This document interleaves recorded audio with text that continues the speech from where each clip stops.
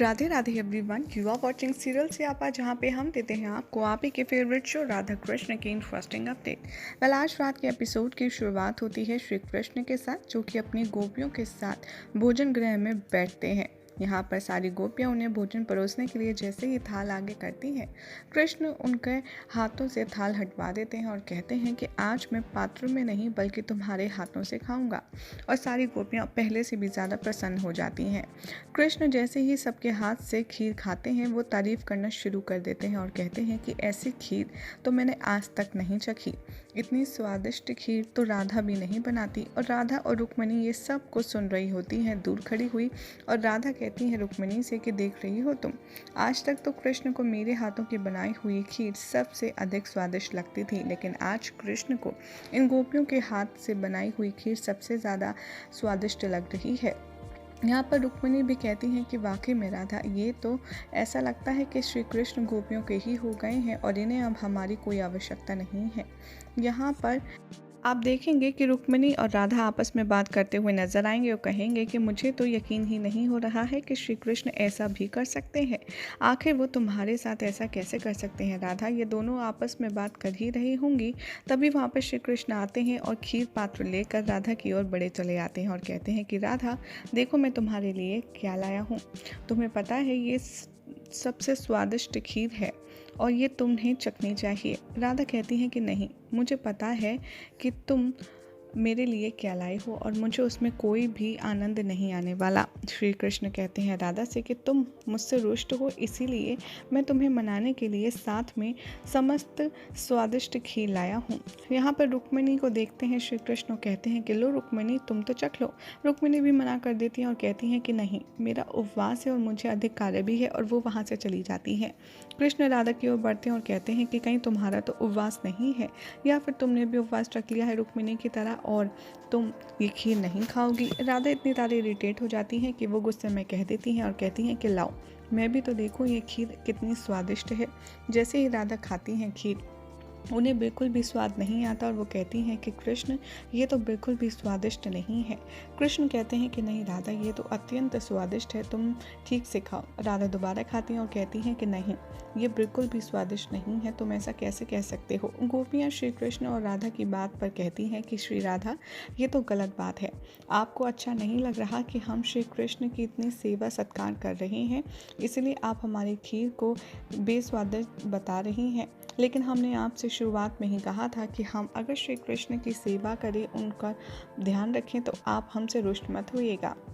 राधा यहाँ पर कहती हैं कि नहीं, मैं आपके प्रेम से या फिर कृष्ण का ख्याल रखने से रुष्ट नहीं हूँ, लेकिन सत्य में ये खीर बिल्कुल भी स्वादिष्ट नहीं बनी है। कृष्ण यहाँ पर दोनों की बातों को रोकते हैं और कहते हैं कि अच्छा एक बात बताइए, आपने खीर बनाई किसके लिए है। सारी गोपियाँ कहती हैं आपके लिए, और फिर कहते हैं कृष्ण की अच्छी किसको नहीं लग रही है। गोपियाँ कहती हैं राधा को। तभी कृष्ण कहते हैं तो बस जिसके लिए बनाई है उसे तो बहुत स्वादिष्ट लग रही है ना, तो जैसे नहीं अच्छी लग रही उससे क्या कोई फ़र्क पड़ता है, और वैसे भी उसका अच्छा लगना ना लगना ज़्यादा महत्वपूर्ण नहीं है। राधा बहुत ज़्यादा गुस्सा हो जाती हैं और कहती हैं कि हाँ, तुम्हारे लिए तो अब मैं ही महत्वपूर्ण नहीं हूँ। कृष्ण जाओ, तुम अपनी सखियों के साथ ही रहो। यहाँ पर राधा जैसे ही जा रही होती है, वहाँ पर श्री कृष्ण राधा को रोकते हैं और कहते हैं कि राधा, मैंने एक और स्वप्न देखा है। राधा श्री कृष्ण के आगे हाथ जोड़ती हैं और कहती हैं कि नहीं, मुझे अब कोई और स्वप्न नहीं जानना। कृष्ण, एक स्वप्न को पूर्ण करने के लिए मुझे इतना सब कुछ देखना पड़ रहा है, दूसरा स्वप्न न जाने क्या करवाएगा। कृष्ण कहते हैं कि नहीं, रुक जाओ, मैं तुम्हें अपना पूरा स्वप्न बताकर ही रहूँगा, क्योंकि तुमने मेरे एक स्वप्न को पूरा करने के लिए तो अपनी जी जान लगा दी है और गोपियों को भी ले आए हो। राधा के बहुत मना करने पर श्री कृष्ण नहीं छोड़ते और कृष्ण फाइनली अपना नया सपना भी उन्हें बताते हैं। कृष्ण कहते हैं कि मैंने देखा कि मेरे चारों ओर मेरे कक्ष में खूब सारी गोपियाँ हैं जो मुझे अच्छे से ट्रीटमेंट दे रही हैं। कोई मुझे खिला रहा है तो कोई मुझे सजा रहा है, और साथ ही साथ मैंने देखा कि बहुत ही भव्य आयोजन भी किया गया है, जिसमें बहुत सारे लोग हैं और बहुत ही खूबसूरत साज सज्जा की गई है। राधा ये बात सुनकर समझ नहीं पाती कि आखिर कृष्ण कहना क्या चाहते हैं। फिर कृष्ण साथ में कहते हैं कि और मैंने ये भी देखा कि महारास हो रहा है, बड़ा आयोजन है, सब कुछ बहुत ही भव्य है। राधा कहती हैं कि नहीं कृष्ण, अब कुछ और नहीं करने वाली मैं, तुम्हारी गोपियाँ ही करेंगे तुम्हारे लिए। तो तभी कृष्ण और राधा की बात सुनकर गोपियाँ भी कहती हैं कि हाँ श्री कृष्ण, राधा नहीं करेंगी तो क्या हुआ, आप हमें बताइए, हम आपकी हर एक इच्छा पूर्ण करने में आपकी सहायता करेंगे। कृष्ण यहाँ मन ही मन कहते हैं कि ठीक है राधा, तुम्हें नहीं करनी तो मत करो, लेकिन मैं भी देखता हूँ कि तुम अपने प्रेम को कब तक मुझ पर लुटाने से रोकती हो। इधर कृष्ण राधा और गोपियों के जाने के बाद झूले पर बैठकर खीर खा रहे होंगे और राधा की बनाई हुई खीर को इमेजिन कर रहे होंगे और कहेंगे कि अब यह खीर वाकई में अत्यंत स्वादिष्ट बन गई है। अब मैं ये देखना चाहता हूँ कि तुम कैसे गोपियों के साथ तैयारी कर मुझे ये स्वप्न को सज्ज करवाती हो। इधर दिखाया जाएगा कि यदुवंशियों में दरार पैदा करने के लिए साम और बलराम और अनिरुद्ध तो वहाँ पहुँच चुके हैं, लेकिन यहाँ पर यदुवंशियों के बारे में कुछ साजिश कर रहे होते हैं अनिरुद्ध साम के साथ मिलकर वहाँ के सरदार। तभी वहाँ पर बहुत ज़्यादा गुस्से में आ जाते हैं और कहते हैं कि आप लोग हमारे शांति दूत बनकर उनके पास शांति प्रस्ताव लेकर जाइए, अन्यथा हमें उनसे युद्ध करना होगा। जैसे ही वो लोग चले जाते हैं, पीछे से बलराम दाऊ आते हैं और कहते हैं कि ये दोनों इस वक्त कहाँ जा रहे हैं। तभी वो जो सरदार होता है यदुवंशियों का, वो बताता है कि हमारे कुछ दुश्मन हैं जिनके पास ये दोनों शांति प्रस्ताव लेकर जा रहे हैं। एक द्वारका के भावी युवराज हैं तो दूसरे हमारे शांति दूत हैं और हमारे निरीक्षक हैं, इसीलिए हमने इन दोनों को भेजा है। ये सुनकर बलराम दाऊ को बहुत गुस्सा आता है और वो कहते हैं कि तुमने इतना बड़ा फैसला ले लिया और मुझे बताया तक नहीं, तुमने उन दोनों को भेजने से पहले मुझसे पूछा क्यों नहीं। तो वो कहता है कि देखिए, वो लोग अपने आप में सक्षम हैं और वैसे भी आपसे हम क्यों पूछे, क्योंकि हमारे नेतृत्व तो साम ही कर रहे हैं ना, और वैसे भी आपको तो सिर्फ गुस्सा आता है और उन्हें कूटनीति भी आती है। साम की बात सुनकर उन्हें बहुत गुस्सा आता है और बलराम दाऊ उस इंसान को धमकी देते हैं और कहते हैं कि अगर कल सूर्य उदय होने तक अनिरुद्ध और साम लौटकर सही सलामत नहीं आए तो मैं तुम्हें यहीं का यहीं गाड़ दूंगा। इधर दिखाया जाएगा कि दिन हो जाएगा, दूसरा सीन दिखाया जाएगा। कृष्ण यहाँ पर तैयार हो रहे होंगे, जहाँ पर सारी गोपियाँ उन्हें अपने हाथों से श्रृंगार कर रही होंगी। राधा ये देखकर बहुत ही ज़्यादा गुस्सा होंगी और कहेंगी कि बस अब तो हद हो गई है। गोपियों का कृष्ण को भोजन खिलाने तक तो ठीक था, किंतु श्रृंगार भी कर रही हैं, ये तो कुछ अधिक ही सेवा कर रही हैं। तभी कृष्ण यहाँ पर कहते हैं मन ही मन, अभी तो तुम्हारे जन्म उत्सव की तैयारी करना भी बाकी है राधा, तब तुम्हें पता चलेगा।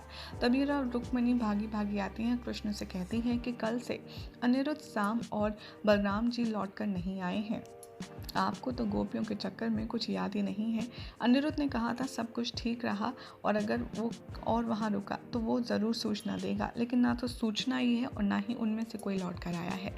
कृष्ण यहाँ रुक्मिणी को समझाते हैं और कहते हैं कि तुम बिल्कुल भी चिंता मत करो, बहुत ही बड़ा कार्य करके आएंगे सब, साम, अनिरुद्ध और बलराम दाऊ। जैसे ही वो लौट कर आएंगे, समस्त द्वारका में उनकी जय जयकार होगी और जिस तरह से मैं यहाँ प्रसन्न हूँ वो तीनों भी वहाँ पर अधिक प्रसन्न होंगे। तुम्हें कुछ टाइम के लिए आराम करना चाहिए, परेशानी के बारे में नहीं सोचना चाहिए। इधर दिखाया जाएगा कि साम एक बार फिर से खेल खेलता है, वो अनिरुद्ध को भड़काता है और वो वहाँ पर जाकर के खड़ा कर देता है जहाँ पर दुश्मन लोग होते हैं और स्वयं को शांति दूत बताता है और अनिरुद्ध को बंधक बनवा देता है और कहता है कि मैं आपका संदेश लेकर के द्वारकाधीश के पास जाता हूँ ताकि वो अनिरुद्ध को छुड़ाने के लिए और आपसे बात करने के लिए यहाँ पर प्रस्थान करें। और साम को छोड़ दिया जाता है और जैसे ही कबीले में साम और अनिरुद्ध को नहीं पाते बलराम दाऊ, वो उसके सरदार को पीटने लगते हैं और कहते हैं कि प्रातः हो गई है, अभी तक दोनों में से कोई नहीं लौटा, बताओ वो कहाँ है।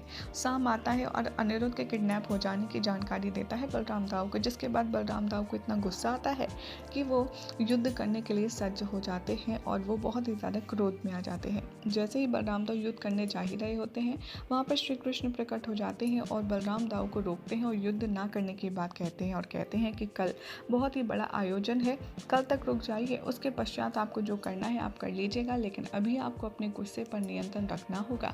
बलराम दाऊ यहाँ पर समझ जाते हैं और युद्ध करने से मना कर देते हैं। यही हो जाएगा आज रात के एपिसोड का एंड, जिसके बाद कल क्या होगा आपको बताएंगे नेक्स्ट रिपोर्ट में। ऐसे ही मज़ेदार अपडेट्स के लिए हमारे चैनल सीरियल से आपको सब्सक्राइब ज़रूर करें।